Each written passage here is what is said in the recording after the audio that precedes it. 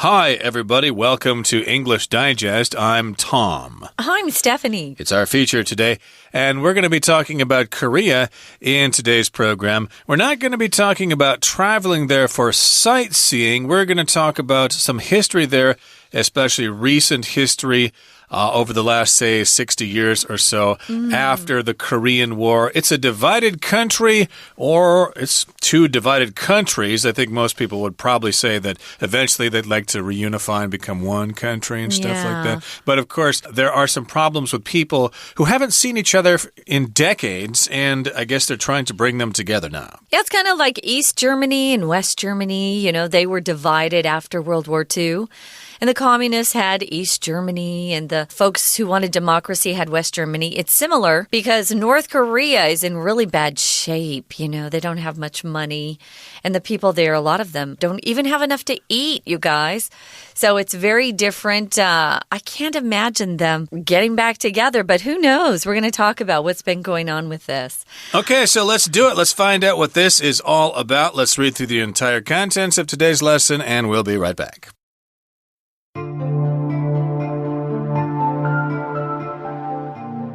Kim Gu-hyun, an 88-year-old North Korean man living in South Korea, kneels before his parents' graves.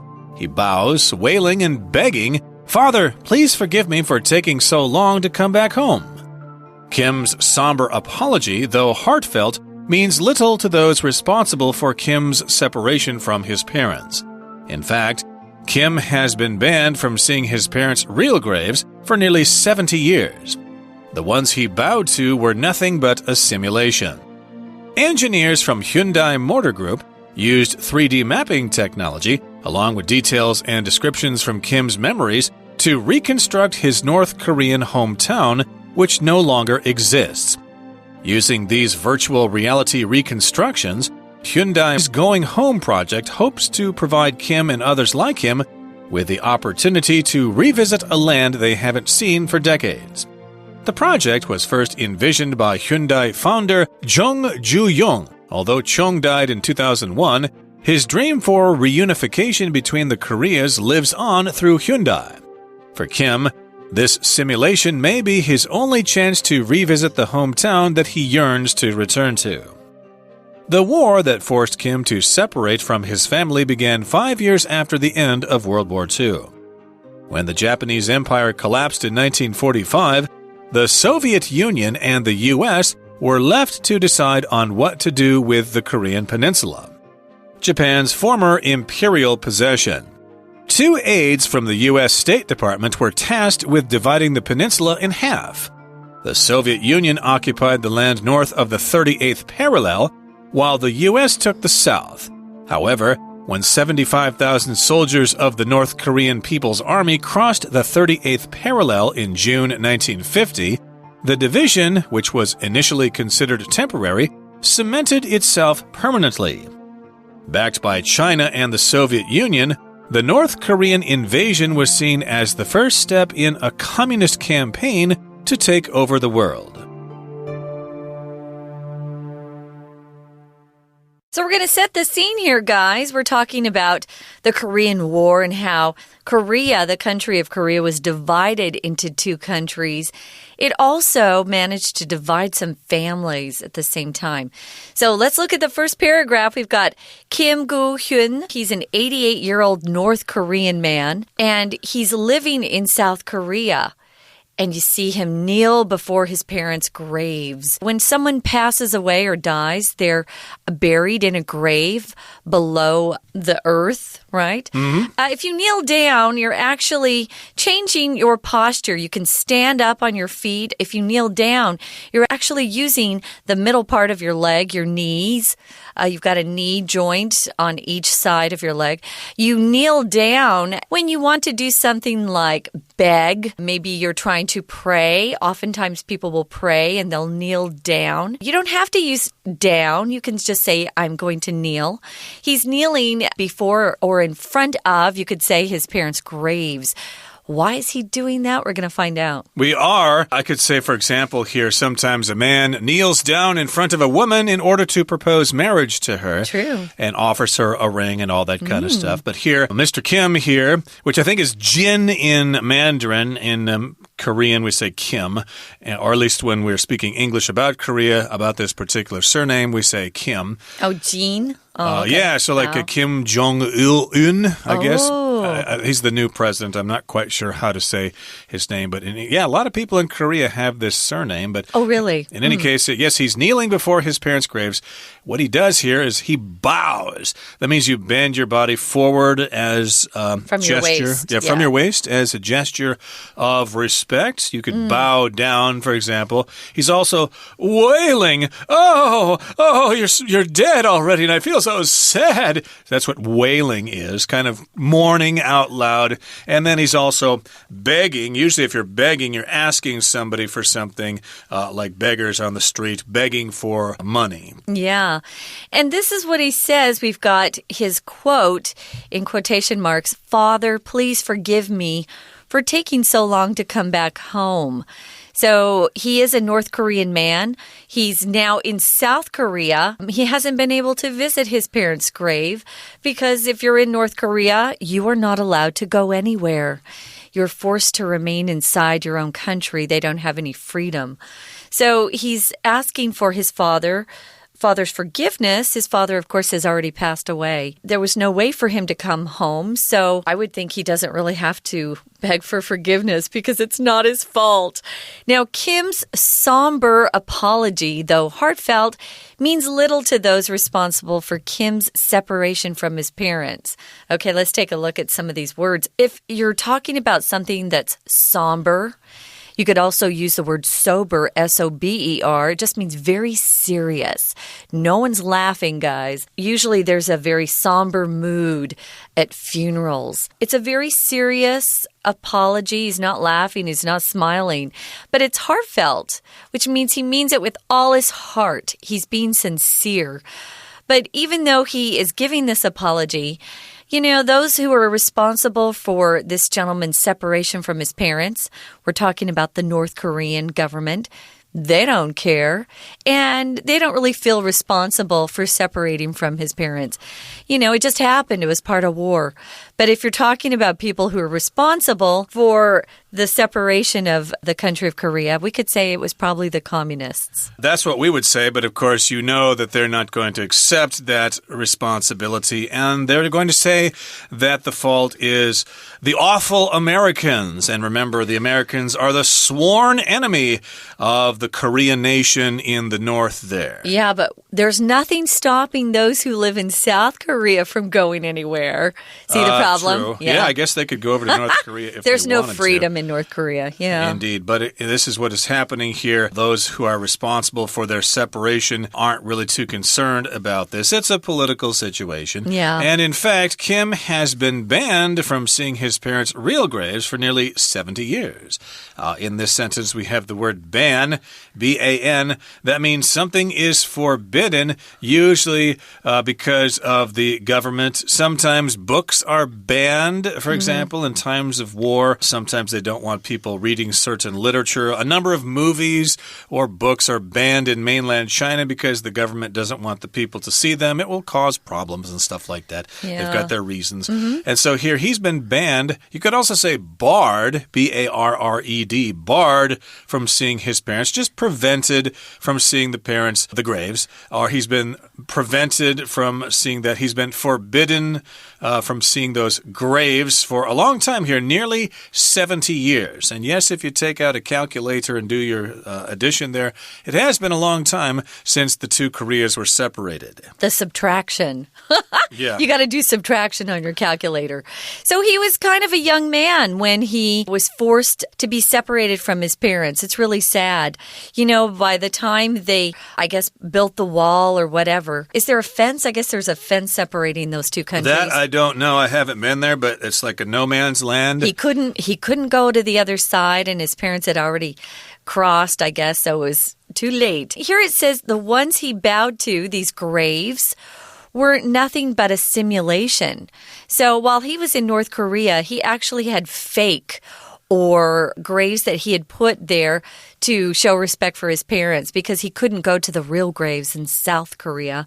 A simulation means you're doing something that has the appearance of something, but it's not real. Simulation, for example, airplane pilots who learn how to fly a plane, they get to practice in a simulation. They can't practice in a real plane because they might die.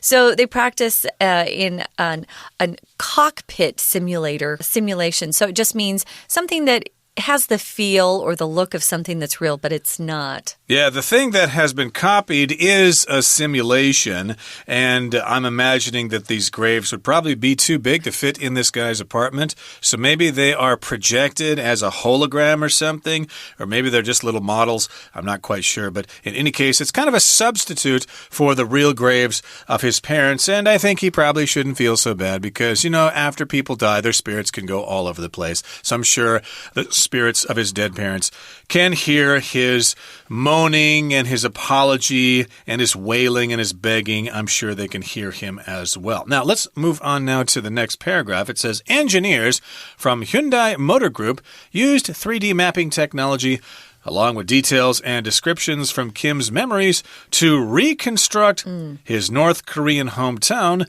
which no longer exists. So we've got the Hyundai Motor Group here. These are the people who make those cars with that kind of H symbol with a circle around it. It's not Honda. It kind of looks like Honda's symbol. They're kind of similar, but this, of course, is a company in Korea.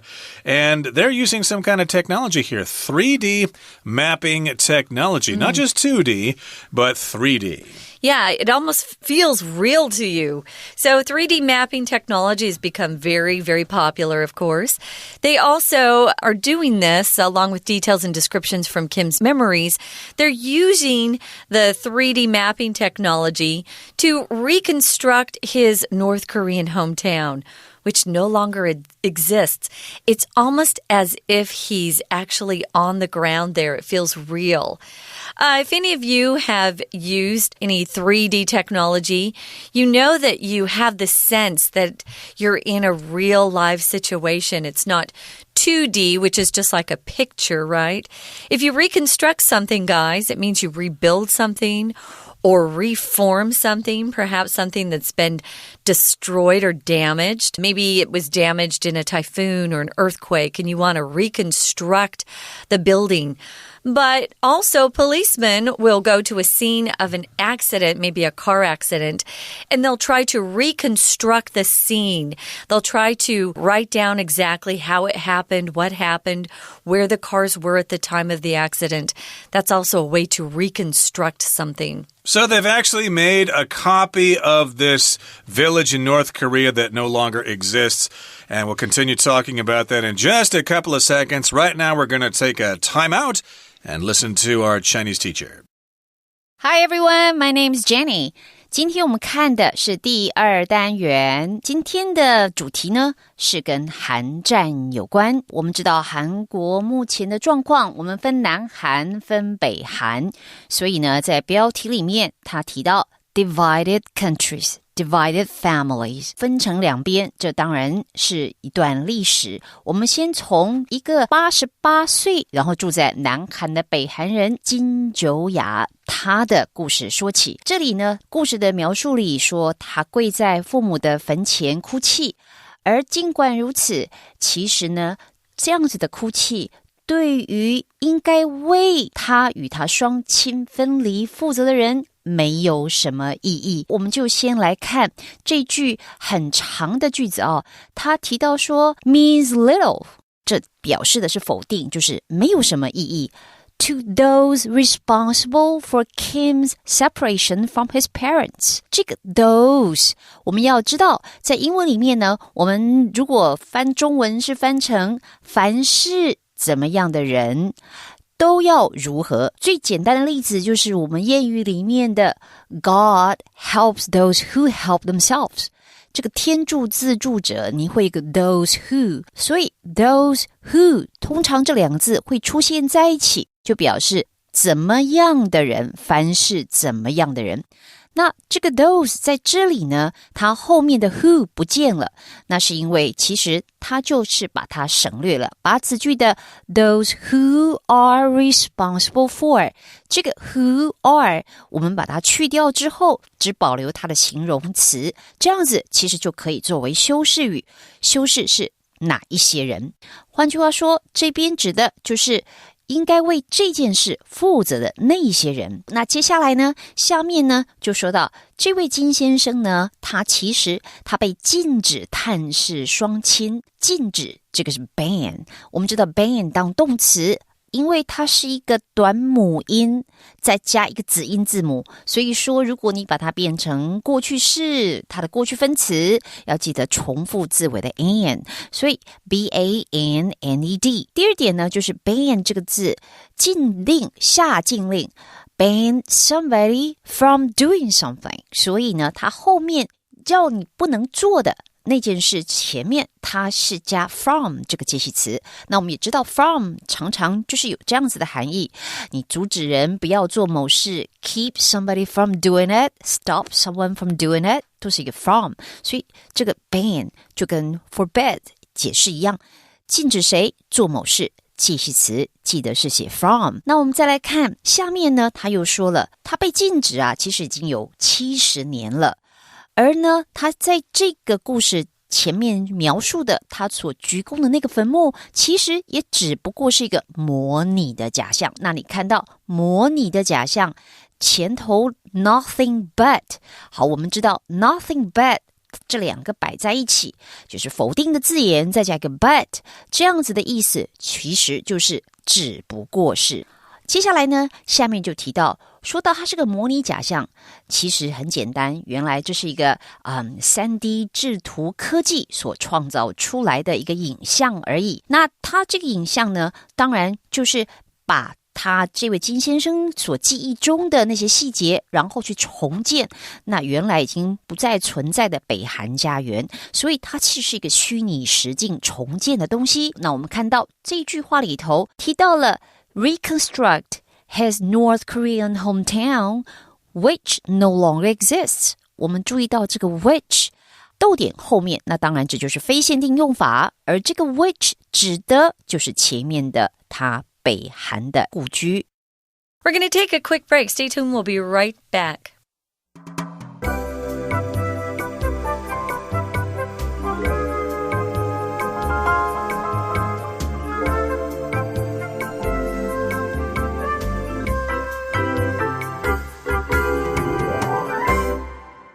Okay, everybody, we're going to continue with our lesson. We're talking about the Korean War, divided countries, divided families. We talked about the example of 88-year-old Kim Gu-hyun, who is wailing before his parents' graves, but they're not really his parents' graves. They are a reconstruction, a simulation of their graves. And this is something that the Hyundai Motor Group is doing with 3D mapping technology to give some of those people who are stuck in South Korea a way to connect with their relatives on the other side of the demilitarized zone, which is near the 38th parallel. It's been changed a little bit here, but let's go on here and continue talking about this in the second paragraph here. Using these virtual reality constructions, or reconstructions, I should say, Hyundai's Going Home project hopes to provide Kim and others like him with the opportunity to revisit a land that they haven't seen for decades. So this is their project here, the Going Home project, and this is their goal. They want to help Kim and people like him to give them a chance to revisit their hometowns, which either don't exist anymore or have been changed by the North Korean regime. That's right. So it's kind of interesting technology. They're revisiting a land in virtual reality, which means it's not real. They're using technology to make it seem like they're in their old hometowns. Maybe some of their hometowns don't exist because they were bombed to smithereens, which means to little pieces. So this project was first envisioned or imagined or thought up by the founder of the car company. You know, Tom, you've said Hyundai and Hyundai, so we don't know what it is. So I've heard both pronunciations. The car company founder, his name is, I guess, Jong Yu-young or something. We don't speak Korean. Sorry, guys. Jong died in 2001, but his dream for reunification, bringing those two parts of Korea together again, lives on through his company. To envision something means you have a dream of something. You're able to picture something in your mind. So you imagine something as a future possibility. Maybe it doesn't exist now, but you think, well, I can kind of see what it would be like if we did it this way. You have the ability to see things in your mind, perhaps that you can create for a future date. So he came up with this idea, he imagined this idea, he envisioned it, but he died back in 2001, but his idea lives on. Other people are taking over for him with this idea. This is his dream for reunification. That's what a lot of Koreans want to see, reunification, getting back together like happened in Germany about, 20 years ago or so. And for Kim, this simulation may be his only chance to revisit the hometown that he yearns to return to. Here we've got the verb to yearn. It just means you have a very strong feeling about something that you've lost and you'd like to have it back. Now, the war that forced Kim to separate from his family began 5 years after the end of World War II. It didn't take long for another war to begin after the end of World War II. When the Japanese Empire collapsed at the end of 1945, that was World War II, the Soviet Union and the U.S., who were the big, strong powers at the time, they were left to decide on what to do with the Korean peninsula, Japan's former imperial possession. So before World War II, we learned here that the Japanese actually considered Korea and the Korean peninsula to belong to them. When you talk about the Soviet Union, you're talking about what Russia used to be referred to. It was a Soviet Union because it was not only Russia, but it was a series of other countries that they said belonged to the Soviet Union. It was mostly Russia, but also Ukraine and those Kazakhstans and Hungary, stuff like that. Poland, yeah. Yeah, but in any case here, yes, the USSR and the U.S. had to divide the spoils of the Korean peninsula. That's a bit of land that sticks out into the ocean, like the Shandong Peninsula in China, for example.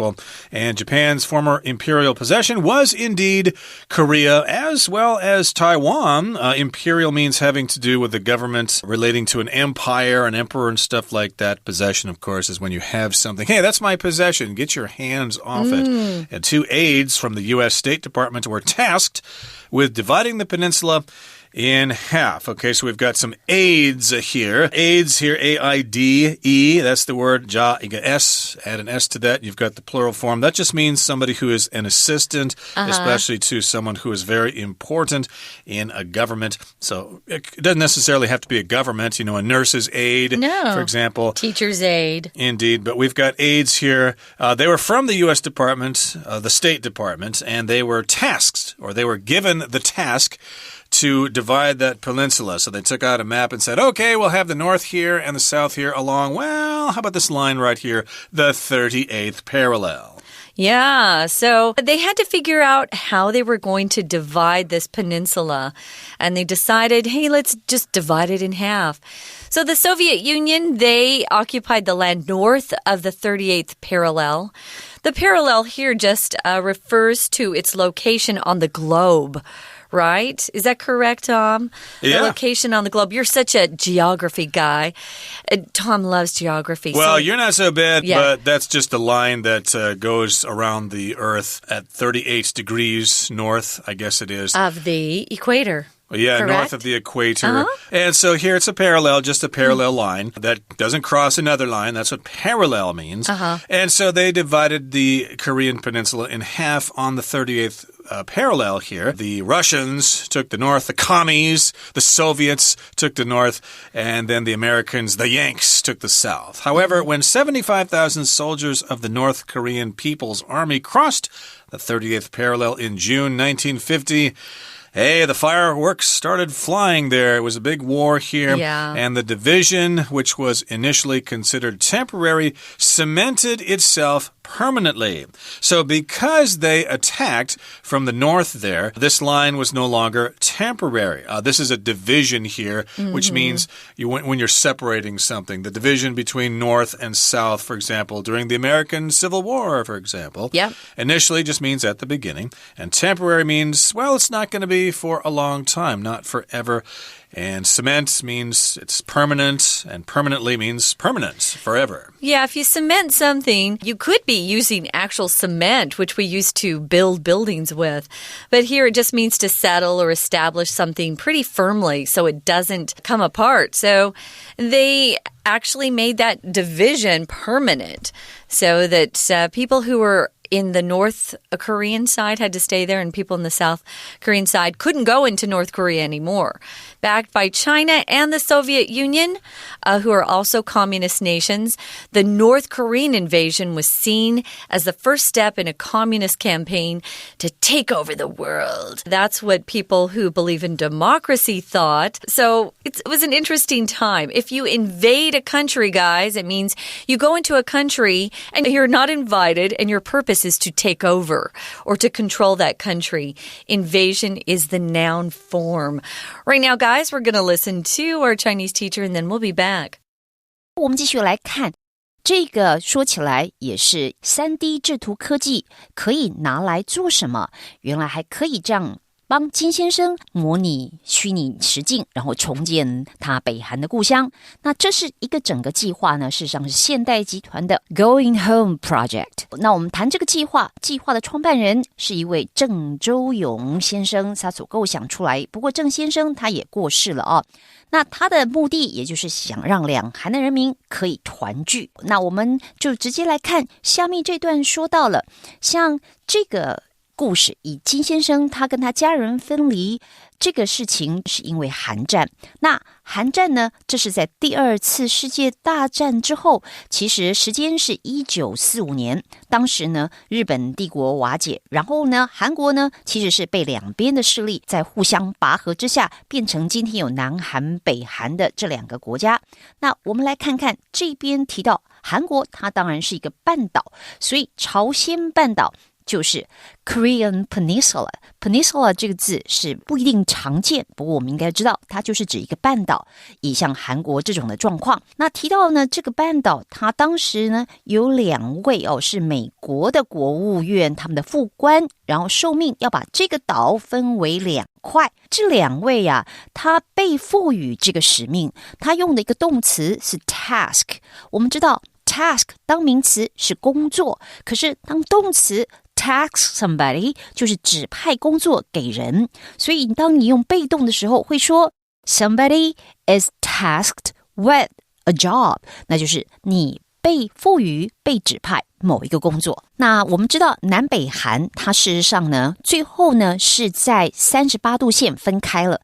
那怎么说北纬38度呢？其实要记住的就是你要用的是序数，谈纬度，当你是讲纬度的时候，讲几度，我们用到了序数，比如说这里是 38， 然后后面加一个 parallel。 再来如果是北韩，一说是北纬这里，那你就在最后可以加一个 north， 所以假设是北纬49，那你就是 49th parallel north。 这个说法比较特别，请大家要注意。那我们今天的讲解就到这里结束。 Okay, guys, so this is day 1 of our feature unit on the Korean War. Divided countries, divided families. We're going to continue to talk about Korea and how it impacted that country, but we're going to have to wait and do it in another program. Right now, though, we got to sign off, Tom. Thanks for joining us. For English Digest, I'm Stephanie. And I'm Tom. Goodbye. Bye.